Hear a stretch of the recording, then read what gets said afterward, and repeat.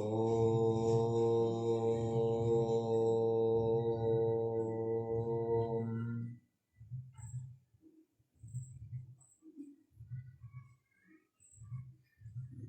सहनाववतु सहनौ भुनक्तु सह वीर्यं करवावहै तेजस्विनावधीतमस्तु मा विद्विषावहै। ॐ शांति शांति शांतिः।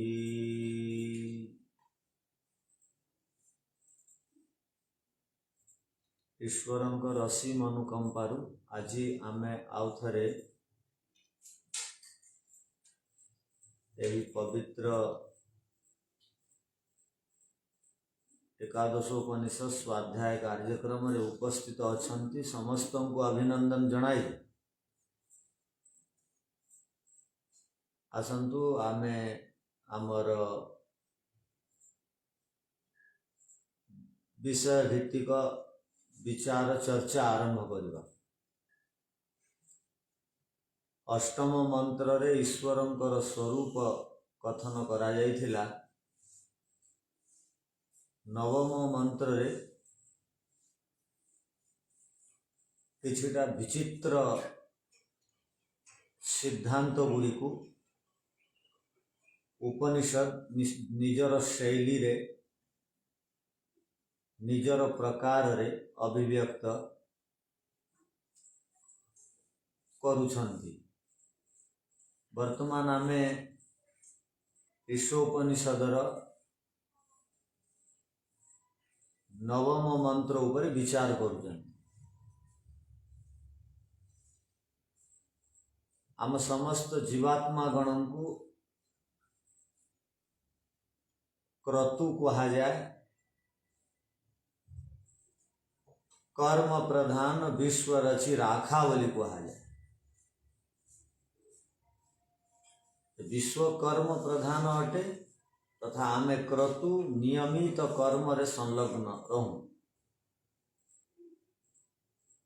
तो आमे जो मंत्र विषय विचार करुचंती अंधंतमः प्रविशन्ति ये अविद्याम उपासते ततो भूय ईवते तम यउ विद्यायाम रता।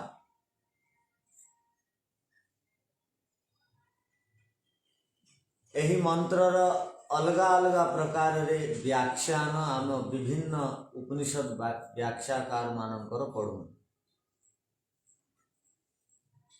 सार संक्षेप रे एही मंत्रर अर्थ कौन नेबा उचित। जेहेतु गोटिए गोटिए मंत्र ईशोपनिषदर महत्वपूर्ण अटे। प्रत्येक मंत्र अर्थ को तथा सही मंत्र द्वारा संसार को दिया जाइथिबा संदेश को समस्त को बुझिबा पाई प्रयत्न करिबा उचित।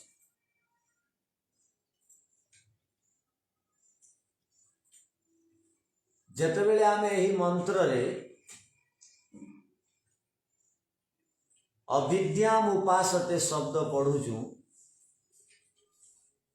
कहा गला ना अंधम अंधम तमह प्रविशन्ति। ये माने जो माने अविद्याम अविद्याम अर्थ संपूर्ण दुनिया कहे विपरीत ज्ञान को मिथ्या ज्ञान को अज्ञान को। अविद्यार अर्थ विद्या रहित स्थिति समस्ते जानते समस्ते कहते। तमें अविद्या को कौन पाई छाड़ुन एमती कहा जाए कथबार्ता। तो एठार कहगला जो माने अविद्यार उपासना करती अर्थात अविद्या को भल पाती। उपासनार अर्थ भल पाइबा। साधारण बिल्कुल साधारण गाँवली भाषा रे कहा जाए प्रेम करिवा। तो जो माने अविद्या को प्रेम करती स्नेह करती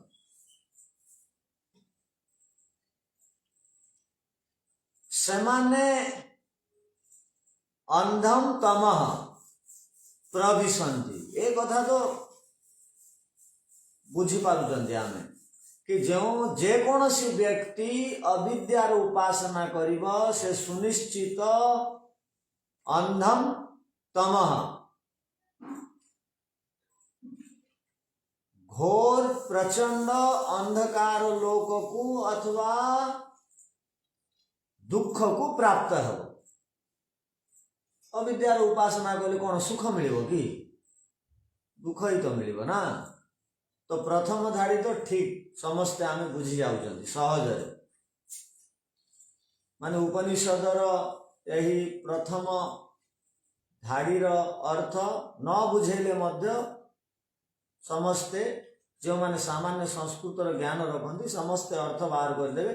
जो माने भी अविद्यार उपासना करेंगे अविद्यार पाखे बसवे विपरीत ज्ञान को जीवनर अंग भाव में गढ़ी तोलिए से दुख मिल अंधतम प्रचंड दुख मिल एठार कहागला बेसी दुख पाइबे जेहेतु अविद्या समस्त दुखर मूल कारण अटे। अविद्या को नेत्री कहागला अविद्या को माँ कहागला अन्य समस्त दुख गुड़िकर क्लेश गुड़िकर त्याज्य पदार्थ गुड़िकर ठीक अच्छे।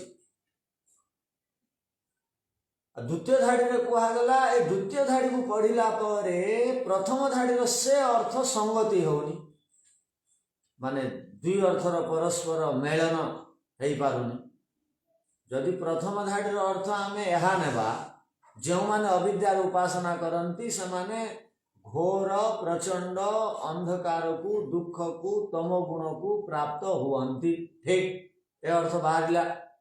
द्वितीय धाड़ी अर्थ जेते आमे करंती ततो भूयैवते तमु यौ विद्यायामृता जो माने विद्या रे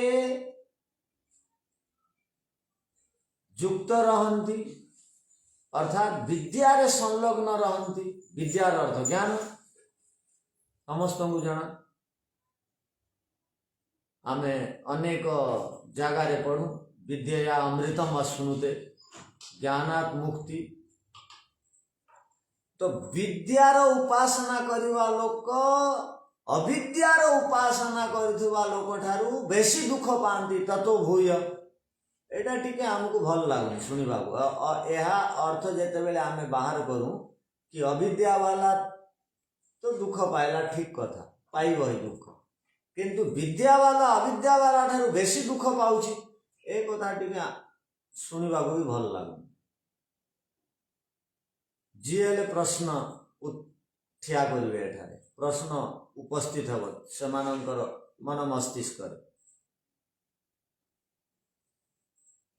किंतु जदि आमे एठारे प्रथम धाड़ीर अर्थ अविद्यार अर्थ विपरीत ज्ञान नेबा ना आ विद्यार अर्थ यथार्थ ज्ञान नेबा तो उपनिषदर एही श्लोक सहित आमे उचित व्यवहार करूना उपनिषदर उपदेश को बुझीबारे अक्षम अटंती बोली बुझीबा उचित जानिबा उचित। प्रत्येक शास्त्र कहिबार निज निजर प्रकृति अटे स्वभाव अटे शैली अटे ताकर गोटे अलग प्रकार विधा अटे अलग प्रकार नियम रे भी समान कहती।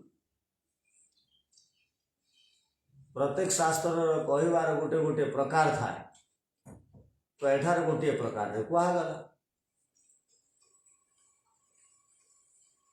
एठार अविद्या को कर्म भाव रे भौतिकवाद भाव रे अब अविद्या को अविद्या भाव रे मध्य ग्रहण करागला।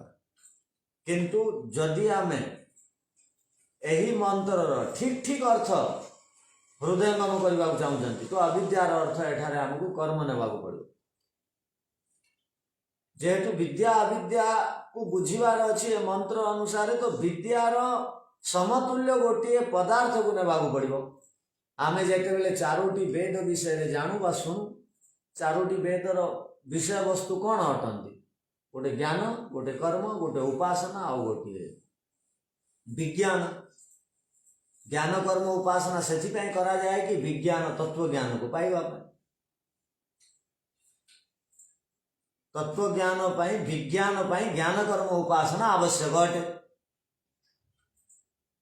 तो प्रथम धारी अर्थ एपरी आम बाहर करवा उपनिषदर उपदेश को भल भाव पूर्वापर प्रसंग को ध्यान रखी एपरी अर्थ आमे नहीं पारिबा एही मंत्रर कि जो माने केवल कर्मर उपासना करन केवल कर्मर उपासना करन गोटे कर्म अटे आ गोटे विशेष कर्म अटे गोटे कर्मर अर्थ शुभ अशुभ मिश्रित हो पार आउ गोटे विशेष कर्मर अर्थ निष्काम कर्म भी हो पार किंतु एठारे अर्थ एमती आमको बुझा पड़ो उपनिषदर कहिबार अभिप्राय हृदयंगम करिवार अछि तथा एही उपनिषदर एही मंत्र द्वारा आमको लाभ मध्य नेबार अछि जीवन रे जदि लाभ नेबार अछि ए मंत्रर यथार्थ अर्थ को बुझा पड़ो कौन कहगला जो माने केवल कर्मर उपासना करंती तार अर्थ जो माने केवल सामान्य कर्मर उपासना करंती एठा आपन को सामान्य गोटे नेबा को पड़िबो कर्म पूर्व विशेषण जो माने केवल सामान्य कर्मर उपासना करंती सेमाने गहन अंधकार को दुख को प्राप्त हुअंती। तो द्वितीय धाडर अर्थ आपनकर बाहरी गला जो माने केवल ज्ञानर अर्थ एटारे विद्यार अर्थ एटारे सामान्य ज्ञानर उपासना करंती सेमाने एमानंक ठारु मध्य अधिक गहन अंधकार लोक को अर्थात कर्म बालांक अपेक्षा आउ बेसी दुख को प्राप्त हुअंती। तो एठारे कहगला जीवन रे केवल कर्म को प्राधान्यता दियंतु नहीं जीवन रे केवल ज्ञान को प्राधान्यता दियंतु नहीं जीवन रे केवल सामान्य कर्म को प्राधान्यता दियंतु नहीं और जीवन रे केवल सामान्य ज्ञान को प्राधान्यता दियंतु नहीं जदि देवार अछि दुईटा जाक को दियंतु उपदेश देवा पछरे उद्देश्य यह अटे कि जो दिन ठारू सृष्टिर उत्पत्ति हैला से दिन ठारू आरंभ करी आज पर्यंत ए समस्या दृष्टिगोचर हैला सेदिपाई उपनिषद वेद एही मंत्र को एठारे प्राथमिकता देवार सहित एहार विधान कले कि एपरी स्थिति रे लोक माने जानती अर्थात मनुष्य मानकर भितर किछि लोक माने एपरी भी हुअंती एटा आदिम काल में समस्या अछि ए सब समस्या आरंभ रु जोटा थाए आगामी दिन रे हेबा को थाए सही वेद रे उपदेश माध्यम रे कुआ जाए तो सृष्टिर आरंभ रु ए समस्या अछि जेमति सृष्टिर आरंभ रु देवासुर संग्राम चली सेमती सृष्टिर आरंभ रु किछि लोक माने एपरी भी थिले जे माने केवल कर्म को प्राधान्यता दउले आ किछि लोक माने एमिति भी थिले जे माने ज्ञान को प्राधान्यता दउले अमेथनु सृष्टिर किछि समय पर भावंतु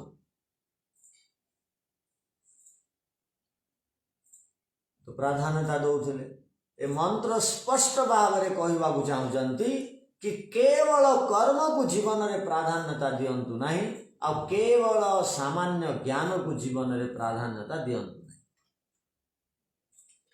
ତ ସମୁଚ୍ଚୟ ଅର୍ଥରେ ଏ ମନ୍ତ୍ର ଅଟେ। ସମୁଚ୍ଚୟ ମାନେ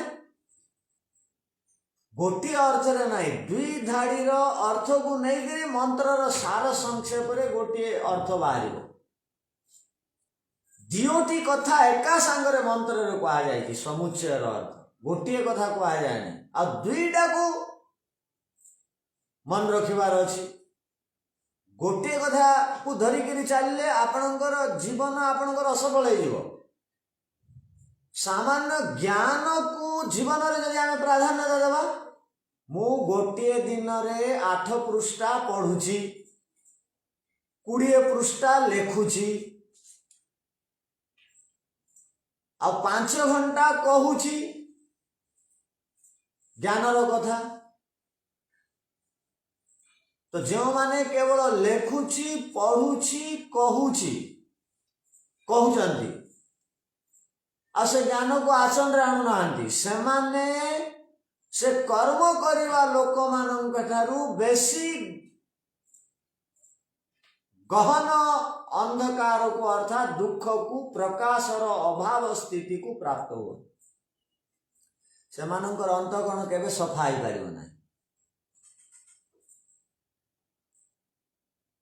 ଅର୍ଥାତ୍ କେବଳ ଜ୍ଞାନକୁ ପଢିଦେଲେ, ବହି ଗୁଡ଼ିକୁ ପଢିଦେଲେ, ଆପଣ ସତ୍ୟାର ପ୍ରକାଶ ପଢିଛନ୍ତି?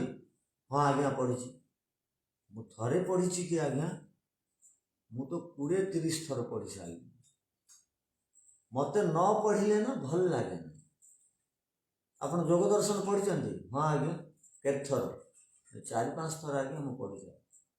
ନ ପଢିଲେ ଭଲ ଲାଗେନି, ଶୁଣିବାକୁ ବହୁତ ଭଲ ଲାଗେ। ଆପଣ କ'ଣ ଲେଖିଲେ? ଏତେ ଦିନ ହେଲା ପଢିଲେଣି? ଆଜ୍ଞା ମୋର ନା 7ଟା ଡାଏରୀ, 7ଟା ସଞ୍ଚିକା ଭର୍ତ୍ତି ହେଇଯାଇଛି ଲେଖିକିରି। ଆଉ 7ଟା ଡାଏରୀ ବା ସଞ୍ଚିକା ଲେଖା ନ ହେବା ପୂର୍ବରୁ ଯେମିତି ଜୀବନ ଥିଲା, ଏମିତି ଏକା ଜୀବନ ଏବେ ବି ଅଛି। ତ ଏମିତି ଲୋକମାନେ ସେ କର୍ମ କରିବା ଲୋକମାନଙ୍କ ଠାରୁ ଆଉ ବେଶୀ ଗହନ, ପ୍ରଚଣ୍ଡ, ଅଧିକ ଦୁଃଖର ଅଧିକାରୀ ହୁଅନ୍ତି, ଦୁଃଖକୁ ପାଆନ୍ତି। ଯେମିତି ଛୋଟ ପିଲା ଦୋଷ କରିଦେଲେ, ଛୋଟ ପିଲା ଯଦି ଦୋଷ କରିଦେଲା, ଅଜ୍ଞାନୀକୁ ଛୋଟ ପିଲା କୁହାଯାଏ, ବାଳକ କୁହାଯାଏ। ଅଜ୍ଞୋ ଭବତି ବୈବାଳ ପିତା ଭବତି ମନ୍ତ୍ରଦ।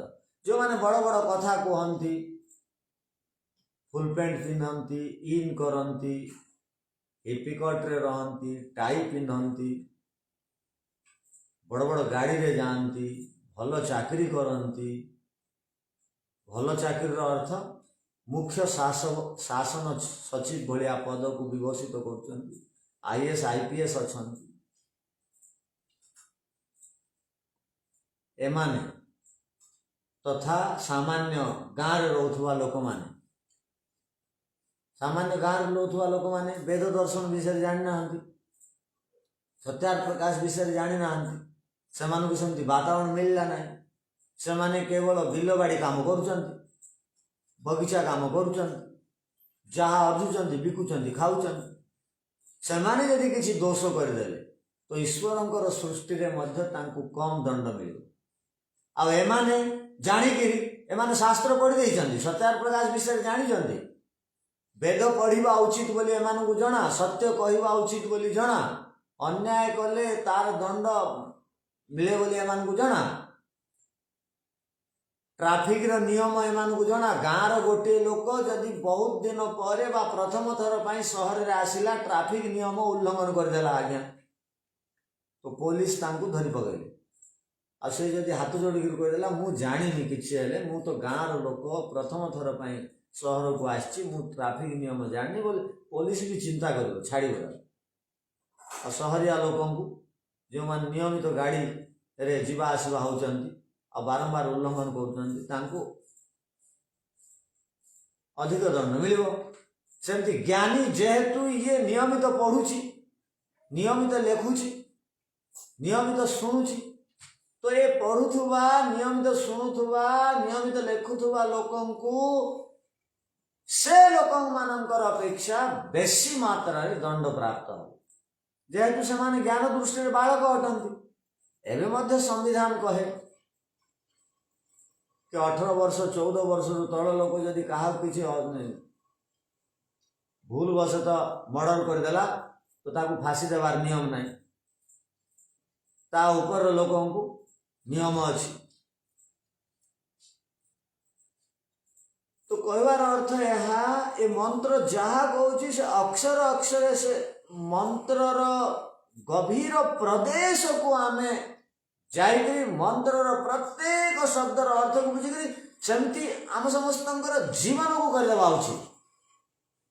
अर्थात मंत्रर मूल विषय यह अटे कि हे संसार लोक माने तमे केवल सामान्य कर्म करिकरी संतुष्ट रही जाओ ना बा सामान्य ज्ञान प्राप्त करिकरी डिग्री होल्डर होइकरी प्रतिष्ठित पद गुड़ी को प्राप्त करिकरी ज्ञान को आचरण रे न आनिकरी जीवन रे बहुत उपलब्धि करदेली भावना है।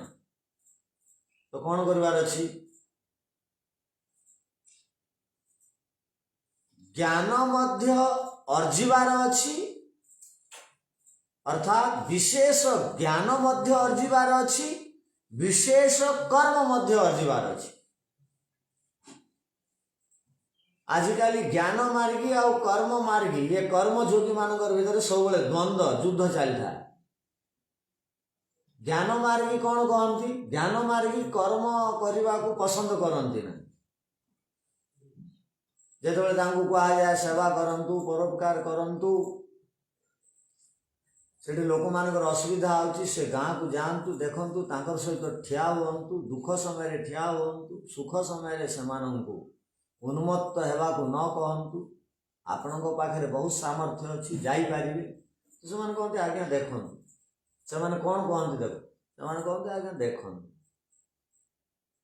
आमे पढुचंती पढिबा ठारू आ बड़ काम आ किछि ना ज्ञान अर्जिबा तापर आपण जानिचंती आमे जदि से विभिन्न गाँ गंडा को जीवा आ से कर्म रे लागी रहिबा सेवा परोपकार इत्यादि कर्म रे तो आपण जानिचंती शास्त्र रे कहा जाय छि कर्म कले बंधन हबो बंधन हेले आउ थरे जन्म नेबाकू पड़े जन्म शरीर मिलिबो तापर सुख दुख प्राप्त हबो ए सब धंदारू बंचिबा पई पढ़ंतु पढ़ांतु लेखंतु ज्ञान अर्जंतु से कर्मर पछरे धांतु ना से छाड़ंतु समस्त कर्म करि पारिबे ज्ञान केते लोक अर्जी पारिबे सेति पई ज्ञान मार्ग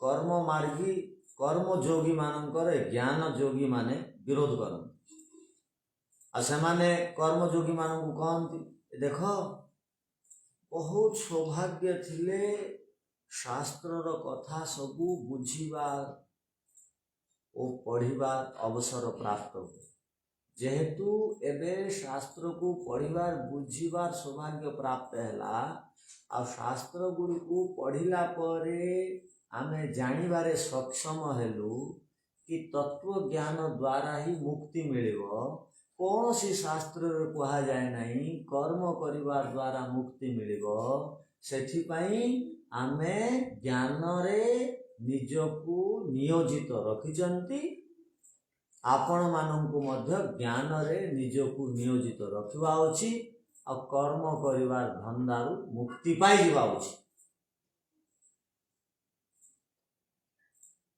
किंतु एठारे उपनिषद ऋषि कहउचंती कि विशेष कर्म मध्य करिबा उचित और विशेष ज्ञान मध्य अर्जिबा उचित। विशेष कर्म और विशेष ज्ञान अर्थात ईश्वरंकर कृपारू ए जीवन रे ए जन्म रे जदि शास्त्र गुड़िकर सहित परिचय हला शास्त्र गुड़िकर सहित संबंध हला शास्त्र गुड़िकर उद्देश्य अटे अनुशासनर शिक्षा देवा। ईश्वरंकर आज्ञा जहाँ भी शास्त्र रे वर्णना अछि शास्त्र एहा अपेक्षा करे पढ़िवा लोकंक ठारू कि एही ज्ञान को से जीवन रे धारण करी मुक्ति मार्गर पथिक हो। तथा जो माने मध्य ज्ञानी अटंती सेमाने चुपचाप ज्ञान अर्जन कार्यक्रम रे ही सब बेले लागंती नहीं। से ज्ञान को कर्म रे सेवा परोपकार रे मध्य से ज्ञान रो सिद्धांत को लगाना। तो केवल ज्ञान यही शब्दर अर्थ कौन अटे मु जानी छी। एहीपरि शब्द मानकर संयोजना करी मु भल गीत तैयारी करबा जाने। एही शब्दर व्युत्पत्ति कौन मु करबा जाने। ए शब्दर अर्थ कौन हैला। ए शब्दर मूल धातु कौन। ए मूल धातु मु तो धातु पाठ रे खोजुतली पाइलिनी आउ कोठे मिलिबो कि। निरुक्त रे शब्द गुड़िकर अर्थ अछि कि अमर कोश रे अर्थ अछि कि बा उणादि कोश रे किछि शब्द गुड़िकर अर्थ करिवार क्रिया वा पद्धति जानी पारिबा कि। खाली आमे बही मान को खोजुचंती पृष्ठा गुड़ी को अल्टौचंती ए शब्दर अर्थ कौन से शब्दर अर्थ कौन ए शब्द कौन अर्थ कहे ए शब्दर अर्थ एमती कहबी से शब्दर अर्थ सेमती कहबी ए लेखार ए शब्द को देवी से शास्त्र रे अमुक विषय अच्छी ए शास्त्र रे अमुक विषय अच्छी बास ए काम रे लागी गले से काम को छाड़ देले। तो एपरी लोक मानू जेहेतु जानी शुणी पाप कर्म करुचंती एमती लोक माने तो ज्ञान को जीवन रे ढाली पारिबे नहीं। आजिकाल जेते निज को पंडित बोलौथुवा लोक मानू देखी दियन सेमानकर आचरण केमती सामान्य उठिबा बसिबा कथा हेबा भी जଣା नहीं। किंतु आमको यही उपनिषद मंत्र उपदेश दियंती कि आमे विशेष ज्ञान को पाइबा और विशेष कर्म गुड़ी को करबा। एबे एही मंत्र परिप्रेक्ष्य आउ गोटे कथा बुझिबार अछि कोन गोटे लोक कर्म करे जे बिना ज्ञान रे करे कि केबेले करि पारिबो। बिना ज्ञान रे कई कर्म करि पारन। आपण जे कोनसी कर्म करंतु व्यापार करंतु मना नहीं। व्यापार भी कौन पाई करुचंती ज्ञान थिला आपनकर पूर्वरु कौन एपरी एपरी काम कले एपरी एपरी संपत्ति को आमे पाई परिबा या द्वारा बेसी लाभ पाई परिबा या द्वारा आउ व्यापार को बढ़ाई परिबा या द्वारा आउ किछि सेवा परोपकार कार्य करि परिबा बा या द्वारा घर रो काम करि परिबा बा जमी क्रय करि परिबा बा भलो स्कूल रे पुओ झियो को पढ़ाई परिबा। जे कोनोसी व्यक्ति दुनिया रे कर्म करंती तो ज्ञान पूर्वक करंती। ज्ञान रहित कर्म के करंती। तथापि एठारे कुआ गला कि केवल कर्म रे जो माने मग्न रहंती कोन पाई कुआ गला सेमानकर जो कर्म अटे स्वार्थपूर्ण कर्म आ स्वार्थ सिद्धि पाई सेमानकर ज्ञान सेटे काम करू। सेमाने निस्वार्थ ज्ञान रो उद्देश्य निस्वार्थ सेवा अटे। ज्ञान रो उद्देश्य निष्काम कर्म द्वारा तत्व ज्ञान को प्राप्त हेबा। सेमानकर केवल एतिकी सीमित ज्ञान अछि केते कि मु एते टंका ऋण आनिबी एते टंकार व्यापार करिबी एते टंका सुध देबी एते टंकार लाभ हबो एते टंका द्वारा घर करिबी एते टंका द्वारा एडा करिबी एते टंका द्वारा सेडा करिबी। से ज्ञान पूर्वक कर्म कर। आ जो माने ज्ञान प्राप्त करंती से माने कोन केवल ज्ञान के प्राप्त करि पारिबो तार सहित से माने कर्म भी करंती। से माने ज्ञान पाइले कोट किछि कहिबा को पड़े कहिबाटा कर्म अटे। ज्ञान प्राप्त कले ताकू लेखिबा को पड़े पेपर रे देवा पाई सेटा कर्म अटे। तो ज्ञान और कर्म उभय कला समय केवल के ज्ञान करंती नहीं प्राप्त करंती नहीं केवल कर्म रे निज को नियोजित रखंती नहीं। सेठी सहित ज्ञान और कर्म दीटा जाक रहे सांगे। तथापि एठारे कुहा गला कौन कुहा गला केवल कर्म रे नियोजित हुअंतु नहीं केवल ज्ञान रे निज को नियोजित रखंतु।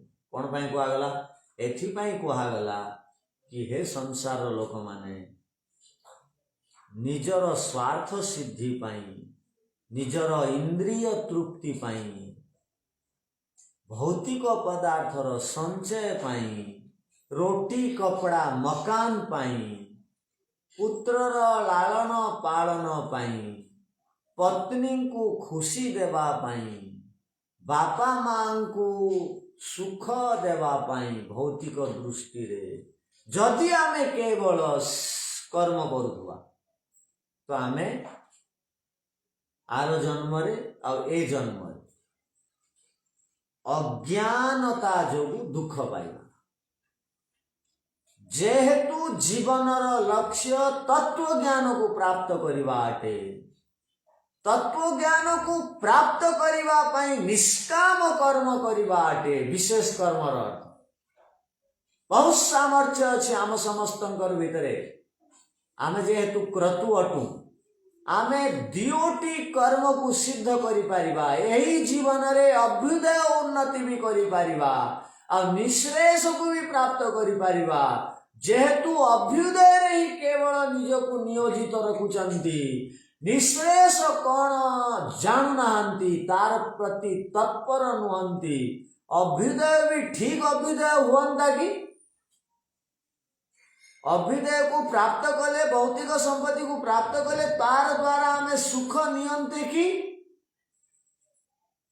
बहुत लोक माने केते दुर्भाग्य देखंतु तो बहुत लोक माने अनेक शास्त्र को कंठस्थ कर दियंती मते ए शब्द ज्ञान अछि मते से शब्द ज्ञान अछि बोली खुशी होउचंती बहुत लोक माने ताकू किंतु प्रयोग रे आनंदी नाही शब्द गुडी को आ बहुत लोक माने कोटी कोटी टंका बैंक बैलेंस करिचंती जमी किनिचंती प्रयोग रे आनंदी संपत्ति को आ से संपत्ति को देखि के खुशी होउचंती मो पाखरे एते टंका अछि तांकर चित्तर प्रसन्नता मो पाखरे ना 10 कोटी टंका अछि मो पाखरे एते जमी अछि मो पाखरे एते बिल्डिंग अछि मु एते भड़ा देछि एमती कहि के खुशी होउचंती तार किछि सदुपयोग नाही संपत्तिर एमती लोक मानकर पई कुआ गला कि केवल कर्म रे निज को नियोजित रख नाही से संपत्ति की कामर जदि से संपत्ति को मुक्ति पाइबारे विनियोग कले नाही से ज्ञान की कामर ताकू जदि आमे मुक्ति पाइबा पाई ताकू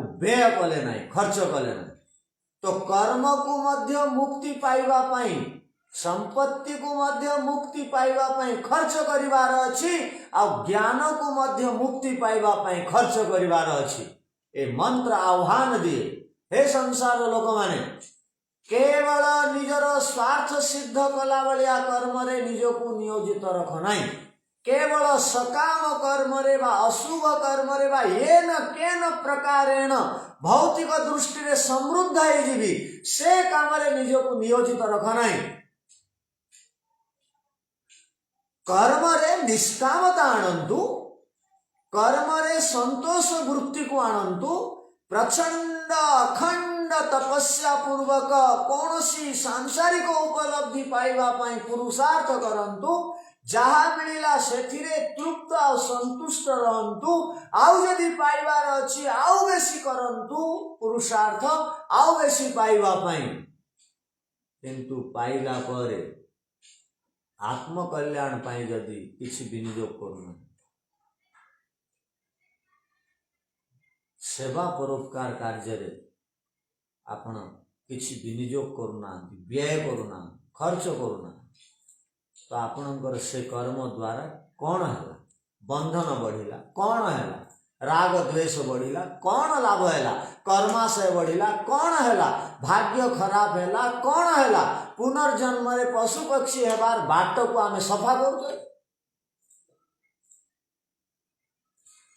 केते जे बड़ सौभाग्य प्राप्त होइतिला सुवर्ण अवसर मिलिला मनुष्य देह रूपक अवसर प्राप्त हैला एही देह द्वारा सबु किछि करि पारि थांते कौन बा आमे कले सेठी में मंत्र कहबा को चाहूछ जो माने केवल कर्म उपासना करंती केवल सामान्य कर्म करंती केवल खाइबा पीबा सोइबा मनोरंजन करिबा एपरि कर्म करंती जो माने सेवा परोपकार काहा को कहा जाए जानि नांती निष्काम कर्म काहा को कहा जाए जानि ना यज्ञ क्या कह जाए जानी ना, वेद पठन वेदर प्रचार प्रसार कार्य क्या कह जाए जानी ना, जो माने केवल मंत्र श्लोक गुड़ी को उपदेश देवाई कंठस्थ कर निजक विद्वान भाव में समाज रे स्थापित करने कंठस्थ मात्र कर किंतु ताकू जीवन रे आचरण रे आनु नांती एपरि दुई जन लोक कहगला एमाने नरक को आ महानरक को प्राप्त हुअंती आ जो माने दुईटी कर्म उपासना को कर्म और ज्ञान को विशेष कर्म और विशेष ज्ञान रे परिवर्तन करती से माने जीवन लक्ष्य तत्व ज्ञान अटे। तत्व ज्ञान पर्यंतर सीमा को प्राप्त ही जान अर्थात तत्व ज्ञान किसी सीमा न था। भल कर्म सीमा रे आबद्ध नुह कि एते ही निष्काम कर्म कर एते ही ज्ञान अर्जन कर सीमा दिया जाए नहीं रखा जाए नहीं लक्ष्मण रेखा टाणी दिया जाए नहीं भल काम निष्काम कर्म तत्व ज्ञान सेते दिन पर्यंत आम समस्त को केते दिन पर्यंत सेते दिन पर्यंत आमको निष्काम कर्म करने को पड़िबो जेते दिन पर्यंत तत्व ज्ञान उदय हो गला सेते दिन पर्यंत ज्ञान अर्जन करने को पड़िबो जेते दिन पर्यंत प्रत्येक दोष रु मु निवृत्त हो गली। जदि वर्तमान मु कर्म करुछि भावी दियन आ मोर चित्तरे मोर मन भितरे रागर संस्कार और द्वेषर संस्कार उत्पन्न होछि अर्थात राग और द्वेषर संस्कार कर्माशय भाव रे संग्रह होछि। तो एपरी कर्म एपरी कर्माशय पूर्ण जीवन आम समस्तंकर हेबा अनुचित। जदि आमे निष्काम कर्म करिबा अथवा जदि आमे विशेष कर्म करिबा आ जदि आमे विशेष ज्ञान अर्जन करिबा तो आपण देखिबे प्रत्येक संसार पदार्थ मानव भितरे आपण मानू खाली दोष देखा दे अवगुण देखा दे दुख देखा दे। दुख देखा देवर अर्थ कौन तार अर्थ कौन आम संग्रह करवा ना वस्तु गुड़िक संग्रह करवा आवश्यकता अनुसार मना नहीं। बहुत लोक माने अलसुआ आटंती से कहती ये अनित्य पदार्थ पछरे किए दौड़ लगेब किए धाइब किए कहीं पुरुषार्थ कर तुष्टि दोष आसी जाए से जीवनटा से किसी पाइबार इच्छा रखती सब तो अनित्य पदार्थ अटे नष्ट हो तार पछरे कहीं आम दौड़ लगेगा ना। मोर जीवन पाई जेते आवश्यक मोर आश्रमर जहाँ भी कर्म अटे मुझे कर्म को केबे छाड़बी। ब्रह्मचर्य आश्रमर कर्म अटे विद्या संचय करवा से कर्म को केबे छाड़बी नहीं। केबे घर प्रति माँ बापा प्रति आउ कौन वस्तु प्रति राग रखी नहीं ब्रह्मचर्य आश्रम थिला पर्यंत। जो माने सुख चाहती से विद्या आसे नहीं जो माने विद्या चाहती से सांसारिक सुख छाड़ा पड़े। तो प्रत्येक आश्रमर जहाँ दायित्व अटे से दायित्व करने को पड़े। जदि गृहस्थ अटंती गृहस्थर दायित्व को छाड़िकी आपण बसी पड़तु नहीं। गृहस्थर दायित्व अटे उत्तम संतान जन्म देवा गृहस्थर दायित्व अटे उत्तम कर्म द्वारा राष्ट्र उन्नति रे सहभागी हेबा। बाकी अन्य तीनोटी आश्रमर अभाव गुड़ी को दूर करवा एटा प्रत्येक गृहस्थर उद्देश्य निजर द्वारा देते संभव। तो गृहस्थर दायित्व रु आपण मुक्ति तेबे पाइबे जेतेबेले आपनकर बयस हो आ जेतेबेले संतान योग्य हो। जदि बानप्रस्थ अटंती तो बानप्रस्थ रे मोह ममता को स्थान दियंतु नाही महत्व दियंतु नाही तपस्या करंतु स्वाध्याय करंतु जहाँ विगत गृहस्थ आश्रम रे भूल भटका हो गला ताकू मार्जन करंतु सफा करंतु प्रायश्चित करंतु जप और साधना को बढ़ातु रिटायरमेंट पर एटा मानप्रस्थ जीवन अटे तार अर्थ जो माने गृहस्थी अटंती से माने कौन कर्म करेंगे निष्काम कर्म से माने कौन तत्व ज्ञान करेंगे से माने कौन उपनिषद आज जहाँ शुणिले ताकू जीवन रे आनिबेनी आनिबे यह सहित गृहस्थर दायित्व करिवे ब्रह्मचारी कौन पठन पाठन सहित संध्या यज्ञ करिवो नाही करिवो सेटा छाड़िबो नाही बानप्रस्थ कौन अतिथि माने आसिले सेवा शुश्रूषा करिवो नाही कौन व्यायाम करिवो नाही कौन गाधेइबो नाही तार सहित यह काम करिवो भिक्षा भी मागिक खाई जो माने सन्यास गले कौन सबू काम छाड़ी देवे सबू न्यास करा जाए ना सन्यास सबू छड़ा जाए ना ज्ञान को साइटी कर रखा जाए और दोष रहित जीवन जीवा को पड़े और सर्वाग्रे ईश्वर रहती सन्यासी भौतिकवाद ऊपर को उठी जाए सन्यासी किंतु यही मंत्र आम समस्त को निर्देश देला भौतिकवाद और आध्यात्मिकवाद कर्म और ज्ञान अविद्या और विद्या यार रहस्य को जानिबा और विशेष कर्म को करिबा सामान्य कर्म रु ओहरी जीवा विशेष ज्ञान को पाइबा पाई प्रयत्न करिबा सामान्य ज्ञान रे सीमित हो और जो माने भी निष्काम कर्म करते जो मानकर विवेक उदय है से माने सीमार आबद्ध हो जाते जते दिन पर्यंत पांचोटी क्लेश को दग्धबीज कर दे नांती सेते दिन पर्यंत उत्तम रु उत्तम कर्म करिवे श्रेष्ठ रु श्रेष्ठ कर्म करिवे और श्रेष्ठ रु श्रेष्ठ तत्व ज्ञान को पाइबा पाई अखंड पुरुषार्थ करिवे तो यह मंत्रर मूल विषय थिला सामान्य कर्म और सामान्य ज्ञान ए दियोटी काम रे जो माने लागी पड़ी थांती से माने घोर अंधकार को प्राप्त हो और ता ठारू कर्म बाला ठारू बेसी अंधकार को ये प्राप्त हो ज्ञान मार्गर पथि और जो माने विशेष ज्ञान और विशेष कर्म करती से माने मुक्तिर अधिकारी हो जाए संभवतः यही मंत्रर विषय वस्तु गुड़ी को आम बुझीपारी एवं केवल आमर तथा आपण मानकर दायित्व अटे कौन मंत्र को भल भाव में शुद्ध कंठस्थ करदेवा अर्थ को भल भाव बुझीदेवा और ताकू जीवन रे आनिबा पाई प्रयत्न करवा ताकू व्यवहार रे क्रिया रूप देवा प्रयत्न करवा एतिक आजिकार कार्यक्रम को आम विराम दौरान समस्त को बहुत बहुत धन्यवाद। ओम शांति शांति शांति।